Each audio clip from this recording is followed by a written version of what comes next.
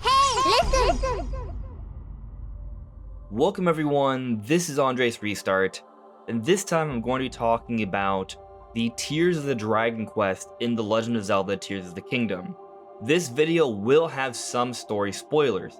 I have yet to finish the game yet, I'm trying to do that this weekend, so this video isn't my full-on analysis and theory video on the story. There probably will actually be several. I'm noticing a number of different things that are pretty crazy, but we're just focusing on the Tears of the Dragon quest here, so you've been warned. But also, please don't spoil the rest of the story for me in the comments either. I'd appreciate it.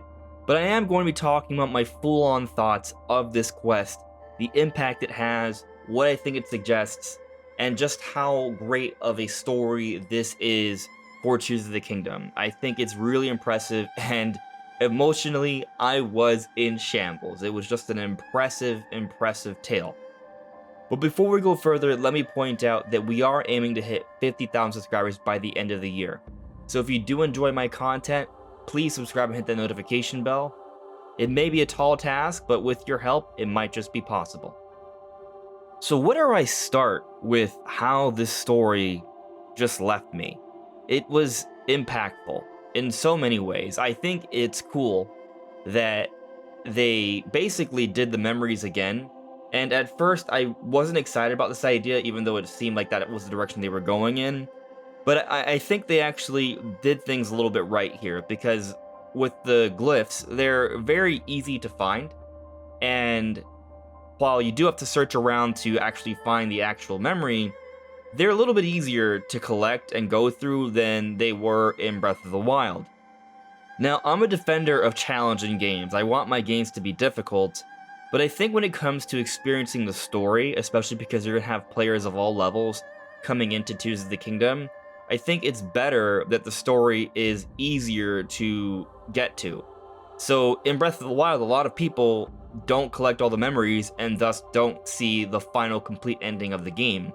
So I think making the memories quite obvious with the glyphs is actually a great way to kind of handle it. It's a little bit of an improvement. But what I also think is interesting about how the story is being handled throughout Tears of the Kingdom is that while the game is still very open and you can do things in pretty much any order you choose, there are some elements, some parts that have some level of linearity. For example, the beginning of the game, the prologue, playing through it, seeing those cutscenes, and then it opens up to the Great Sky Island that's the equivalent to the Great Plateau that also has some story elements as well. All of that is a bit linear. The game is linear to start things off, and I think it sets up a better story. And as I've progressed with the different quest lines, the main quest lines and the side adventures, which are more important than the side quests, just for the record, I am seeing that there are some story elements that you can't get to without doing others. And this is offering up some level of linearity, which I think is better for storytelling. But I did also, early on, feel a little annoyed, or annoyed is the wrong word. I was a little suspicious of how they're going about telling a story at first, because I was just going to glyphs as I found them and experiencing some later memories early on, and I pretty much had a good understanding of where things were headed with Princess Zelda just a few hours into the game. So from that perspective, I've kind of wondered maybe it would be better if the glyphs can still be the case, like that's all the same, but instead of experiencing the story out of order, it functions more in the way of whatever glyph you get to, it tells you that next piece of the story. I understand that each glyph is a symbol and it's sort of somewhat loosely tied to that memory, but I think it's fairly vague and most of them kind of apply to each other regardless. And I think it might have been better to just give us all the memories in order, and it's just purely based off how many glyphs you've acquired, still allowing you to explore the world freely. Because the beginning of the game kind of teases some elements, with the light dragon flying around the Great Sky Island and how it reacts to when you send the Master Sword back in time, and how Zelda wants you to find her, but you're not quite sure where she is, but you're sort of figuring it's time related. I mean, we know that now after going through the Tears of the Dragon quest for sure. There was some setup for what was to occur, and when you finally discover what Zelda has to do, it's a little unsettling. For me, Seeing her sacrifice, seeing how she was forced to transform into a light dragon, lose herself, and be flying around the earth at the very highest point in the skies where she's virtually alone for thousands upon thousands of years, I felt it in my chest. There's something about that that's tragic, but heroic, all at the same time. And when you come to realize that those puddles that you're collecting are the tears of the dragon, which are also the tears of the kingdom, it's a nice touch. But let me tell you, when you get that final memory after you complete the 11 memories that you collect and you go to Akala with the giant spiral area and you see the whole thing, and then she starts to fly off and you see how close she is, but she's still kind of hard to reach, it's a powerful moment, especially when you take note of the flower bed that you're standing upon. It's a whole bunch of silent princesses. So if you didn't play Breath of the Wild, there's a special significance to this. The silent princess is a motif throughout Breath of the Wild that's meant to symbolize the story of Princess Zelda. Zelda is the princess, and at times she's been silent. It's speaking to this idea of her strength, her fortitude, her growth throughout the story of Breath of the Wild. But it takes on another level of meaning with her sacrifice in Tears of the Kingdom. She becomes truly silent by losing herself, by becoming the light dragon. And this silence isn't a demonstration of weakness, but ultimate strength and sacrifice. In a way, they're honoring Zelda and giving Zelda more respect than they ever have in Zelda history. Princess Zelda, in Breath of the Wild, and even more so in Tears of the Kingdom, this iteration of her, I think, is the most heroic, the most powerful in the entire series. And her sacrifice, it's just so tough. Just thinking upon it more so, and comparing the story to other stories throughout the history of mankind, I feel that whenever time travel comes into play, and there's a romantic pairing, of course, that's not 100% confirmed between Link and Zelda, although I've seen some things that I think do pretty much confirm that, but we'll talk about that a little bit later. But the point I'm trying to get at here is that I feel that whenever there's been like a love interest that's been separated by time, usually what happens is they move on, they live their lives, and maybe you catch them on the tail end. Somehow, some way, they leave something behind. Zelda didn't do that.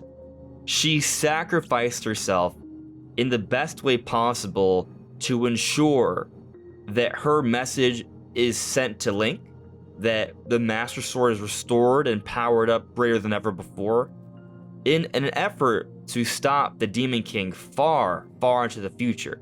And I think that speaks to not only to her care for Link, but also her devotion to her kingdom. It's just such a strong character move, and what she had to go through is insane, because it's not like she's sacrificing herself for death. What she's doing is far worse. She's losing herself to live on for eternity. What does that even mean? It's tragic, it's sad. Now, I have suspicions that things might change once we get to the end of the game, but I'm not there yet, and please don't spoil that for me in the comments below. But I just thought this entire moment was extremely powerful. There are other things about the Tears of the Dragon Quest that were great. We got to see Ganondorf in several phases. We got to see Rauru, we got to see Queen Sonia, we got to see the beginnings of this era of Hyrule. I know people are talking about how this is kind of a huge retcon and it sort of eliminates the history of prior games. I'm not actually so sure about that either, but I also probably need to finish the entire game before I decide that fully. But from what I've seen so far, I actually think that they're doing a good job of connecting Breath of the Wild and Skyward Sword. But I also think it depends on how you look at it, because I do think you look at it at face value and think it's a total retcon. I think you could also look at it in some ways and think it's not a great connection to Breath of the Wild. But I think it also depends on what you see as well. And there's a lot of different things to see Like, I saw some things in Hateno Village that I think do a great job to connect the story of Breath of the Wild to Tears of the Kingdom. And I think if you explored a lot of Breath of the Wild and saw a lot of what was there and realized what was happening in the different environments in the story of the Tears of the Dragon quest with Rauru and Sonia and where they were at, it connects it to Skyward Sword more so as well. But I'll leave that analysis until I fully finish the game, because maybe that'll change my mind in some way. Point is, it was nice to see these characters, and I thought they were very well voiced. I thought they had pretty great personalities, and we had just enough of them. Not a lot, but just enough of them, and of course I'm aware that I haven't experienced the full story, so there may be a little bit more. But focusing on Ganondorf here, what was cool about him is that we kind of see where he's coming from. We see him leading the Gerudo. That was really cool. We see his transformation and how powerful this is, and his birth as the Demon King, this incarnation of it. Seeing that entire interaction of how he was able to steal the tear from Queen Sonia, seeing the puppet, seeing Zelda's growth and how she worked together with Sonia to stop the puppet that was acting as her. That was really cool. The facial expressions of Zelda looking evil even though it wasn't her, and then her actual form fighting back against it, those were really great. But then for Ganondorf to come in from behind and do what she did to Sonia, ultimately killing her, that was also a very strong play. And seeing how that happened, there's an intimidation there. But I think what's also valuable about seeing these memories, seeing this Ganondorf, is it does a great job to build up more of a character here, giving us more context for why we want to take out Ganondorf in Tears of the Kingdom as what I'm going to presume is the final boss. And there are other elements outside of the Tears of the Dragon quest that I think help to support this as well. I don't want to say it in case you haven't experienced it yet, but there is a occurring overworld boss fight that is quite terrifying that I think helps to support more of this relationship, or yes, it's a relationship, it's a rivalry between Ganondorf and Link. And I think that's going to help to further the stakes and the impact of that final battle alongside everything we've experienced throughout the Tears of the Dragon quest. So it's all just great, great stuff. I think this is pretty great. Do I think it's the best told Zelda story yet? Maybe. And even though that I could argue that it might have been better to tell us these memories linearly, with the setup in the beginning and the closing at the end with the transformation, getting all the details of what happens in between in a random order depending on your adventure, I think I'm okay with that because there are still some other elements that are still to come, but ultimately, it still had a grand impact on me. But those are my thoughts on this quest line in Tears of the Kingdom. What did you guys think? Let me know in the comments below. This is Andres Restart. Thank you so much for listening and watching, and I'll see you all really soon. Take care. Bye.